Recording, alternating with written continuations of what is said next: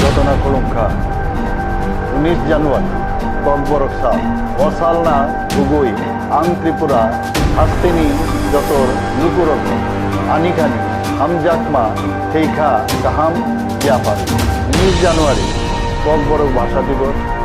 এই দিবস উপলক্ষে আমি রাজ্যবাসীকে আন্তরিক শুভেচ্ছা ও অভিনন্দন জানাচ্ছি। আমাদের রাজ্যে 19টি জনজাতি সম্প্রদায়ের প্রত্যেকটি নিজস্ব ভাষা ও উপভাষা রয়েছে, যা সম্মিলিতভাবে আমাদের ঐতিহ্যের এক অমূল্য সম্পদ।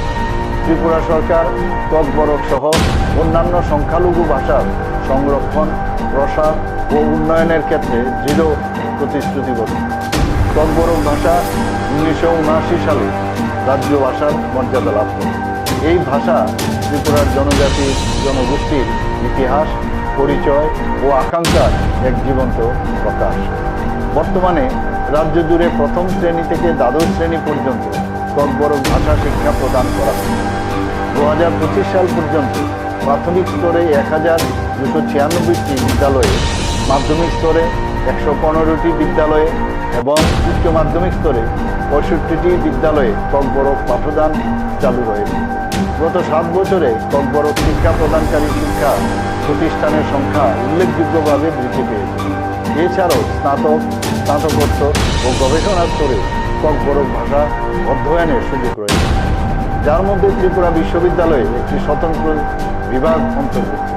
প্রথম শ্রেণী থেকে দ্বাদশ শ্রেণী পর্যন্ত শিক্ষার্থীদের জন্য বিনামূল্যে পাঠ্যপুস্তক বিতরণ নিশ্চিত করা হয়েছে এবং জাতীয় শিক্ষানীতি 2020 অনুযায়ী ককবরক পাঠ্যক্রম ও পাঠ্যপুস্তকে উন্নয়ন কাজ অব্যাহত রয়েছে।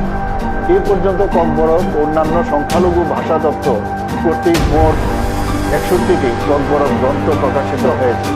দৈনন্দিন জীবনে ককবরক ভাষার ব্যবহার আরও উৎসাহিত করতে ককবরক দিবস উপলক্ষে একটি পকেট ককবরক অভিধান প্রকাশের উদ্যোগ নেওয়া হয়েছে।